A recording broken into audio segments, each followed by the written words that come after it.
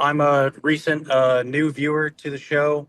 I do a whole bunch of driving for work, and I've been running out of podcasts, found you guys, and I was actually in the middle of the woods in Michigan earlier today, and I Mm-mm. had to pause last night's show because that dude started talking about Bigfoot in Michigan, and I did not want to deal with listening to that while I was by myself in the woods. Fair enough. But That's great. uh, Well, thank you for tuning in. We appreciate it. yeah, of course. But from listening to the show, it had me like racking my brain for any kind of stuff like this that's happened to me, and it something that jumped out in my mind that I haven't thought about in a long time was something I don't know how to quantify it. Uh, I don't. I'm not sure if I should say it was a vision or something, or if I was in a trance. But I was a young child. I was at my grandmother's in Indiana, and I had just gotten there because it was right after 9/11, and both my parents were in the military. So my family came and scooped me up and drove me back to Indiana while my parents had to go do their thing. But what I saw, I'll do my best to describe it. It's imagine if you were at the bottom of a canyon, Mm. but you cannot see the sides of the canyon, so everything is pitch black, but you know you're kind of surrounded, but there's free space above you, and I'm traveling, just walking through this canyon, and it's everything's all pitch black, and I more or less turn a corner somehow, I suppose, and I start seeing these. I want to call them crystals or just magnificent, like brilliantly white rocks starting to pop up every so often, and then they become more common and more common, Hmm. and then they all start looking a bunch more just vibrant and like glowing, and then it turns into the whole canyon looking like this. And as I'm walking towards like the most brilliant white area, I guess, for what I feel like I need to go walk towards or I'm most interested in trying to find. Um, I can hear my aunt and my grandmother talking, and then it kind of pulls me back a bit from what I'm seeing, what I'm walking through, and then I can hear they're talking more and more distinct, more I can actually make out like what they're saying, and it turns out that apparently this whole time I was seeing this stuff, I had my face just face in on a pillow, like laying on the floor. Hmm. And after that, I was just so curious, so intrigued as to what in the world I saw. I tried to recreate it, being a good like 5-year-old scientist. Let's do the same thing and see what happens. And repeat the experiment or whatever. But I've never been able to recreate or find that experience again, or find whatever it was I saw. And just to, I don't know, the last little thing would be it. It felt completely real. It didn't feel like a dream.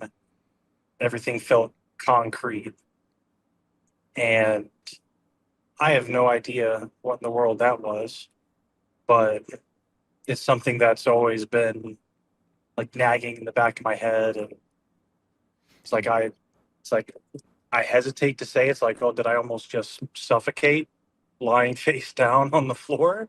Hmm. And was that what was going on, or Did you have something did you else? have memory of going to lay down, or like did you just kind of slip into this vision and then they found you on the pillow? So that's the thing is I don't have I was quite young, but I don't have any memories beforehand of what was going on. It was just when I think of it and when I do my best to remember at the time, it was just I was in that place Ha- walking through, and then got sucked out of it. Have you done any lucid dreaming after that?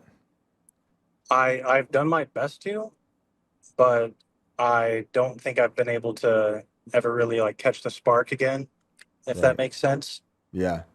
Yeah. I don't think I've ever lucid dreamt. I don't know if you have you. It's like some people can just do it.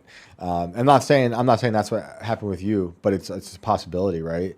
And sometimes when you're a child, I think you are susceptible to a lot of that stuff, and these things we slip into, whether it's a vision or a dream, they definitely feel more real. But it sounds like what you experienced was very visceral and like you were there or something. You know, I've talked to people who think they've gone through portals and they've wind up in somewhere else. But then other people argue, well, how do you differentiate from a dream, you know, from the reality of slipping through a portal? You know, it's hard to accept that for some people. Um, yeah, I don't know. Did you have any other interpretation of it? Or I know you've been thinking about it for a while, but like, are you thinking maybe you just fell into like a deeper sleep and were lucid dreaming, or what are you thinking? So I, as I kind of hit about a second ago, it's like I guess worry in the back of my head. It's like, oh, did I almost just die? And it was the Like a near my death? version of the tunnel and the white light, Mm-hmm. or was it something else? Because I do not dream often, but I can definitely tell like when I am dreaming. I guess so. I guess I don't really lucid dream. I don't have control over it. Mm-hmm.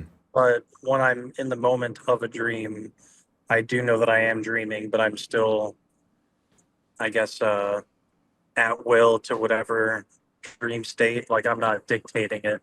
Right. It really like thinking about it more. It really does feel like I was just somewhere else, maybe not bodily, but completely mentally.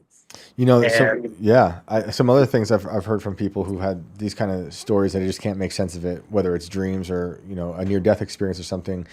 I don't know if I believe in these so much, but I've heard a lot of these stories, and these people really do. Is that maybe it was like a past life memory, you know? Because some of those things I think are really easy to dismiss, but I've talked to people who, you know, and family members of these people, and they're like, we don't know how this person knew all these things, and at young ages. Most of these stories are like young ages. Like one in particular was a kid who was maybe 6 or 7, who had a very vivid.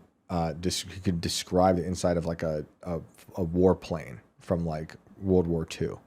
You know, and then no one knew how he knew these things. You know, and that was their interpretation. It must be a past life, someone else, because they had someone in their family who was flying those planes. But it's just another thing to consider.